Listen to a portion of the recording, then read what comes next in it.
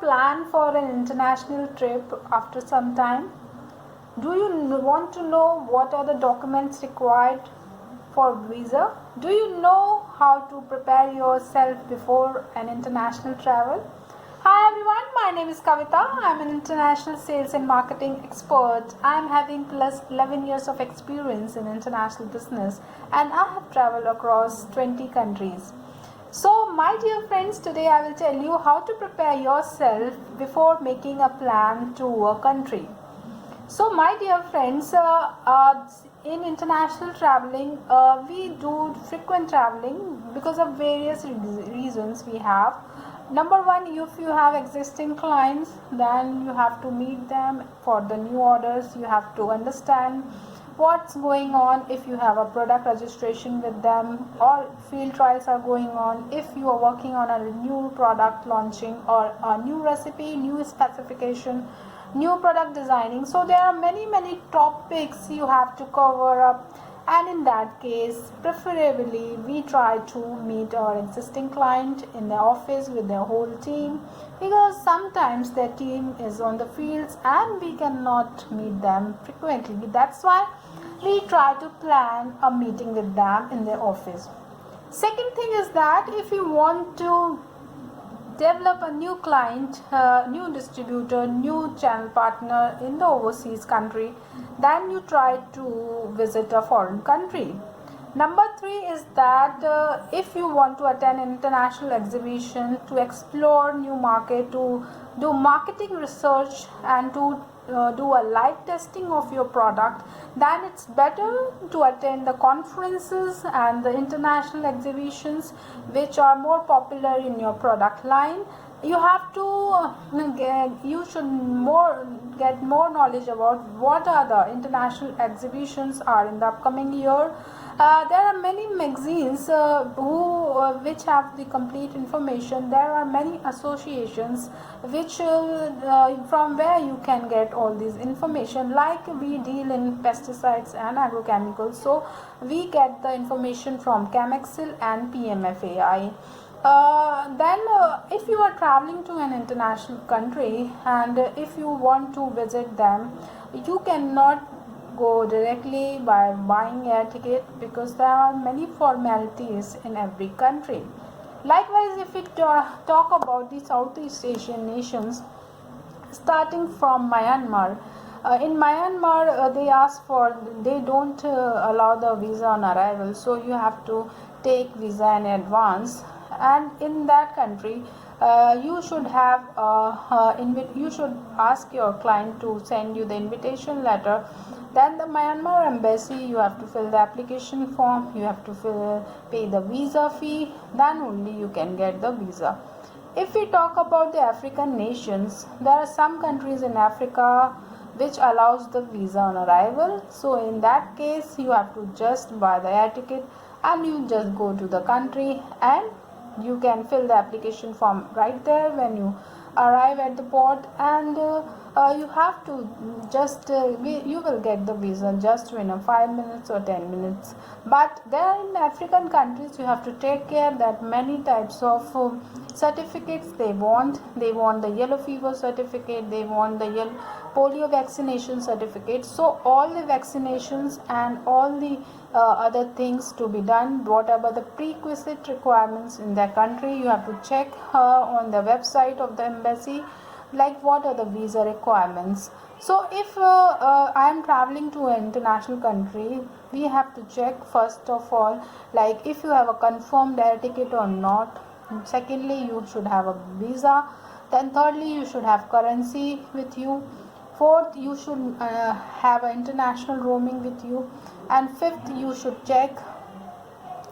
have the hotel accommodation in advance with you, because otherwise if you will go to the immigration at the destination port, they will not allow you to enter if you don't have the confirmed hotel booking, because they may ask you like where you are staying.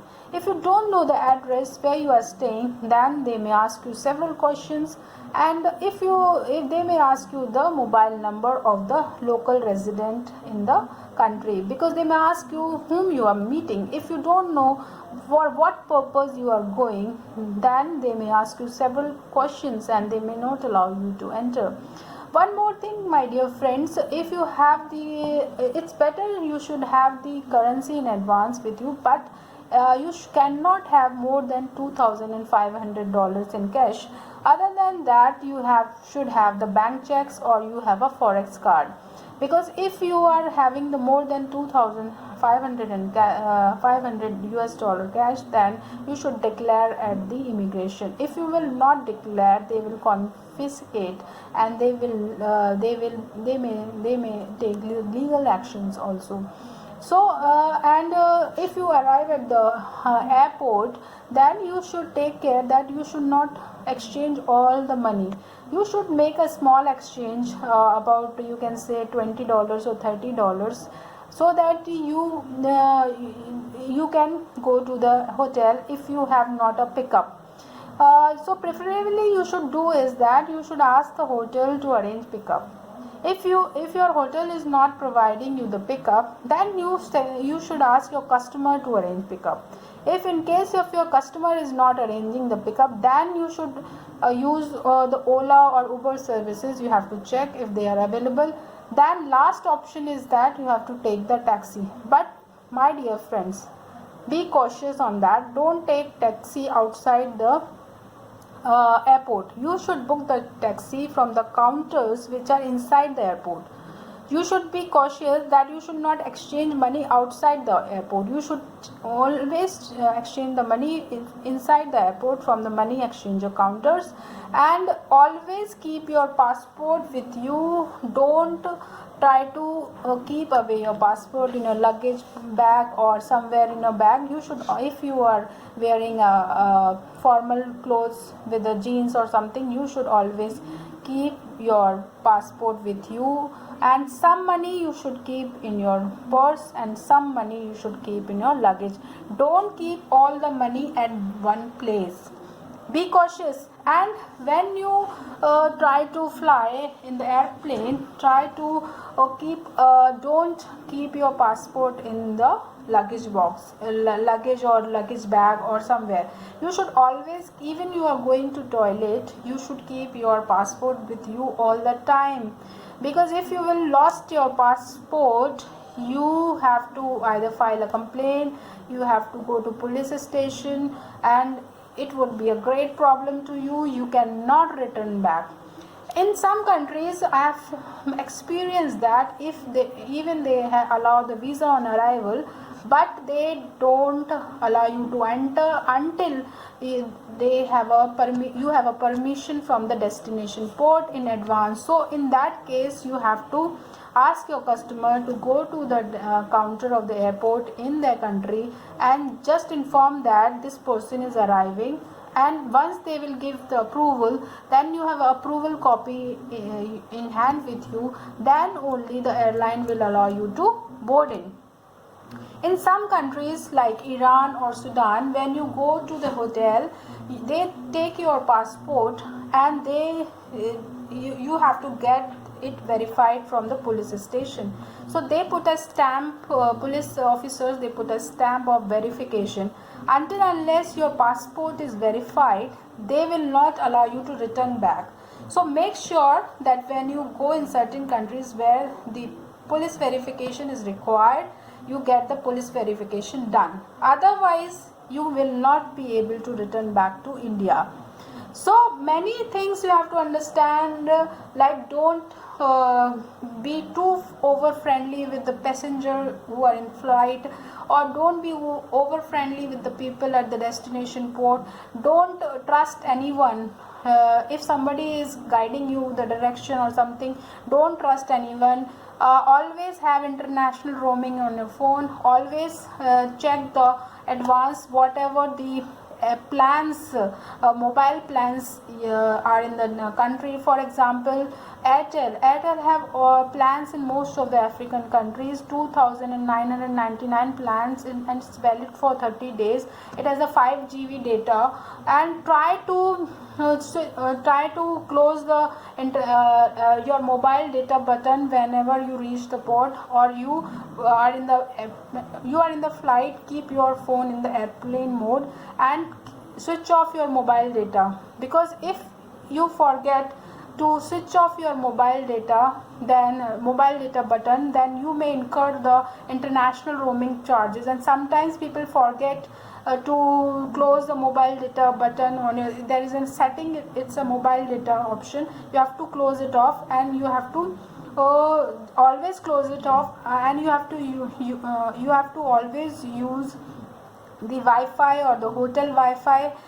In any case, if you want to call your customer, you should have a local SIM from which you can and you can buy the local SIM at the airport, or in India also in Indira Gandhi International Airport or any international airport. You can check and you can buy the local SIM, and in the destination port also you can buy the local SIM.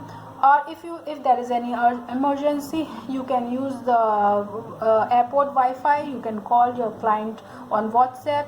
So try to consider that you should not you should always use Wi-Fi if you want to send message on WhatsApp or something. But in certain countries, WhatsApp is not workable. So you should make a call from your mobile. Even if you have done the international move, if you have taken the mobile data plan, mobile plan, any international roaming plan, so then you can call from your number. And in advance, you should inform your client about your mobile number, so that whenever he receives your call, he can understand you are calling him.